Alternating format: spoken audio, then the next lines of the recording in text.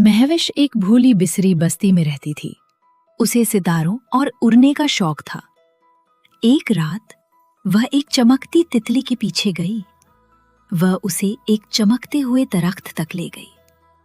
दरख्त में कैद एक परी बोली, मेरी मदद करो। महविश ने दरख्त को छुआ। रोशनी फैल गई। परी सोनिया बाहर आई। वहां एक नन्ही परी आई। उसने बताया, अंधेरे ने आसमान चुराया। सोनिया बोली, तुम ही हो रोशनी की रखवाली। परी ने कहा। महविश का दिल चांदनी की तरह चमका। सितारों जैसे परों ने महविश को ढांप लिया। वह आसमान में उड़ने लगी। जहां जहां हाथ रखा सितारे जाग उठे। दुनिया ने फिर जादू याद किया और महविश बन गई उम्मीद की परी।